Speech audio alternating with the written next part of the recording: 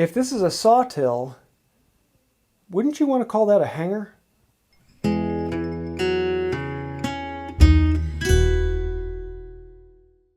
Hey y'all, I'm James Wright and welcome to my shop. Today we are talking hand planes. Recently I did a video on what to look for when purchasing a used hand saw, and that brought up a whole bunch of questions about hand planes. So what do we need? What are we looking for in this? And what are some of the ins and outs? Now, rather than talking about individual features, I'm actually going to go through this series of hand planes and show you some of the common things you see and say, yeah, don't get this and get this instead.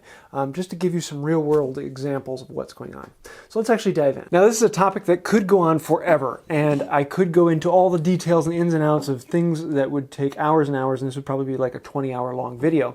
And yes, I could talk that long about hand planes. So because I'm going to narrow it down a little bit, I'm not going to be talking about block planes, I'm not going to be talking about low angle planes, I'm not going to be talking about transitionals, I'm just going to be talking about your standard bench plane. Now most of these are number 5s or number 4s, I do have a few others in here, and most of the things that I talk about between a number 4 or 5 can be transferred to anything from, a number 8 joiner all the way down to, a number 2. Let's dive in and take a look at some of the specifics. Now this is a number 8, and you might look at it and you think, it's okay. There's some rust on the sides here. You can tell that someone put screws into the handle here as the horn broke off at some point. And you're thinking, wow, this is going to need a lot of restoration. But this came out of a shop in usable shape. It came functional and usable. And the sole is actually relatively flat as well. So this is actually one that I have kept and not done any restoration to it. This is an example of a, yes, you see it, buy it. Yes, there's a little bit of surface rust, and you can see some chipping in here, things like that, but nothing out of the ordinary on this that is not functional. So one of the things that a lot of people worry about right off the bat is a flat sole. So sometimes I'll have a square or a straight edge, and I'll just put it on there and reference across there and see if anything pops out as out of the ordinary. If anything stands out with just running a straight edge across it, then I might say, that sole might need a little bit of work. And particularly with a jointer, you want the sole to be nice and flat. I don't care as much about the wings being perfectly 90 degrees to the face. If I'm going to use it as my shooting plane, I might think about that, but that can be easily adjusted by pivoting the lateral adjuster on the blade. So with the sole, I don't really worry about them that much. For a jointer, I'm going to spend a little bit more time looking at the sole, but if it's something like a smoother, a number 4, a number 3, even a number 5, I'm really not going to worry about how flat the sole is. If it needs a little work, I can clean it up. Now this is the first plane I ever purchased. It's a Union hand plane, a really decent quality company. You can tell it by it has this folded over lever adjuster.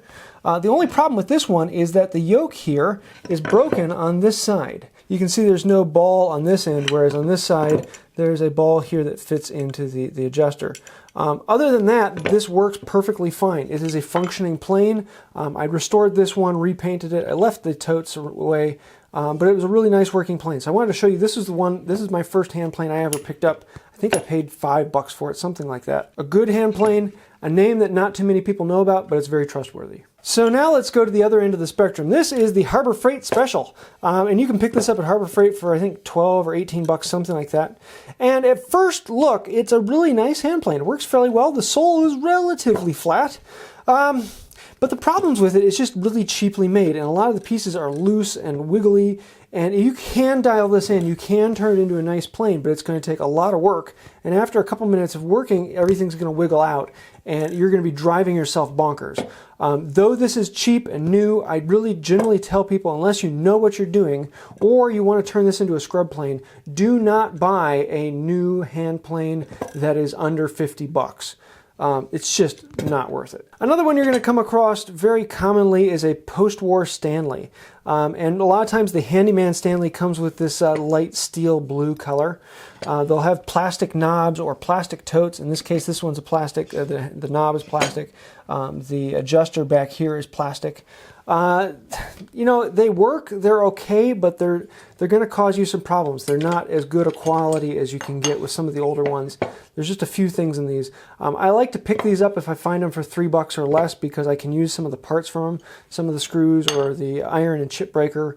Sometimes I'll use that, but for the most part, I don't get one of these as a using tool. Now let's talk about some drop damage. Now this is a beast of a plane and a lot of rust, and most of the time I would look at this and I would say absolutely no way. This is an old Sargent, and I don't even know if I can pull this off right now. No, I can't. You can tell that it's missing this wing. Apparently at some point this fell and that snapped off. Most of the time I wouldn't pick this up, except for there are a few parts on this that I could probably still clean up and use. So I decided to get it for that as well as a demonstration purpose.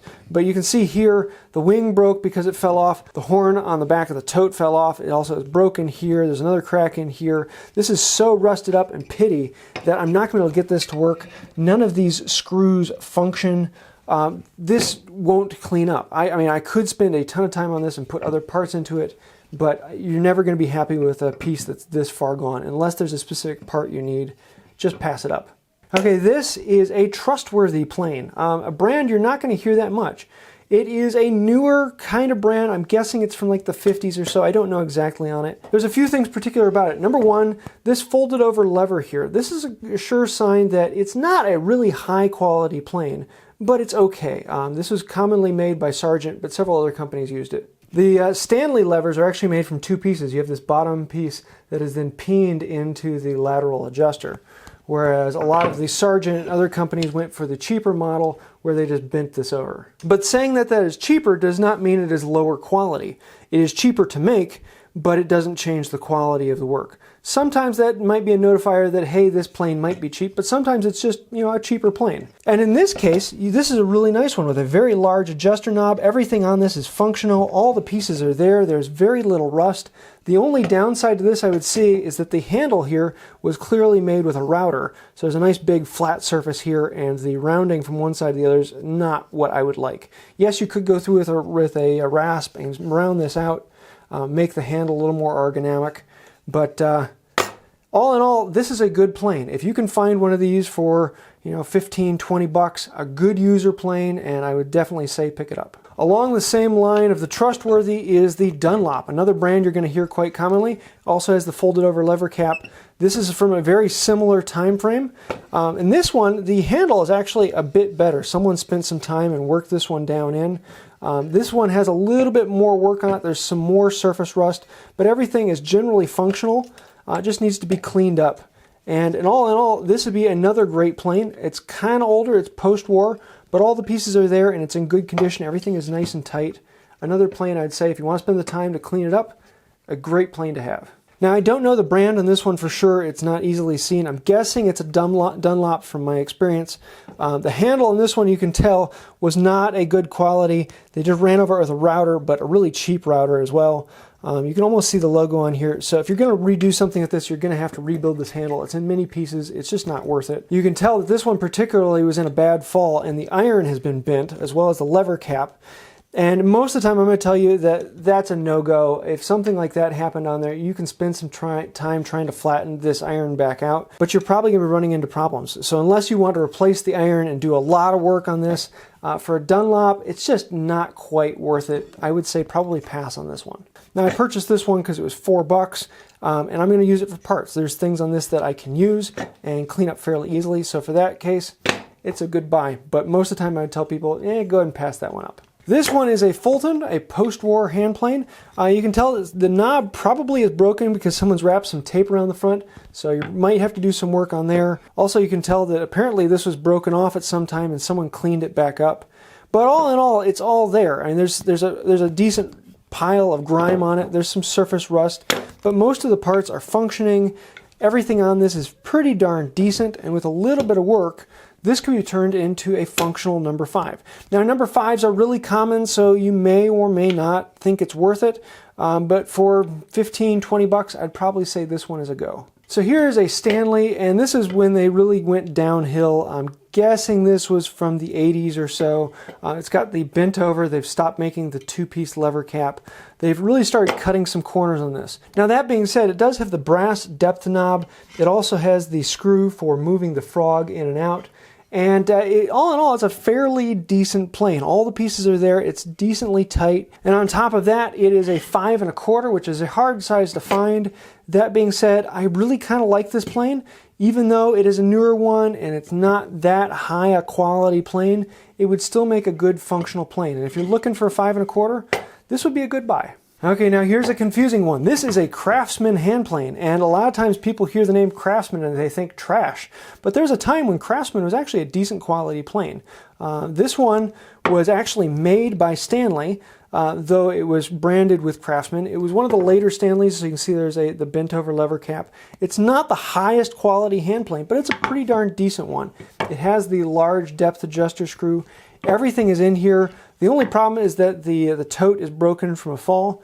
But all that being said, everything else is in this plane. Everything is in good condition. This would be a good usable plane.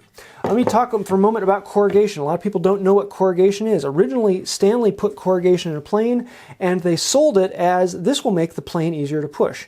Unfortunately, the science doesn't actually work out that way. This isn't easier to push. The nice thing is this is easier to flatten, so when you are going to be flattening it on sandpaper or something of that nature, the corrugation makes it very easy to make the sole trued up. So the corrugation does not make it easier to push, and in most cases I don't like it because if you're working on thin wood, it might get caught in the corrugation might nick things up, so I don't use it that much. But from a collector's standpoint, often the corrugation is something that people are looking for. So if you're wanting to collect a tool, get the corrugation. If you're wanting to use the tool, you might be okay with the corrugation or you might not like it. You'll have to try it to find out. Okay, here's one that a lot of people are looking for. This is a Stanley, and this is one from around World War II. I don't remember which type exactly this one is. It still has the small depth adjuster knob. It also has the frog adjustment screw. The handle is well made, except for at some point it has dropped and the horn was broken off, but the person cleaned it up. I might make a new handle for it because it also has a crack down here. But it's really not in that bad a shape. This is actually a really good plane. Someone has taken care of it. There have been a few modifications done on this one though. The front wings here have been ground down. But all told, if I come across a Stanley like this, I'm probably going to pick it up because you can almost always get parts for it. It is a functional plane. It is one that will serve you well for the rest of your life and probably into your kids' lives. So when looking for a used plane, expect to do some work and don't be afraid of some rust. Don't be afraid of some dings or horns that are rubbed off. There are things that can be fixed. There are things you can work on it.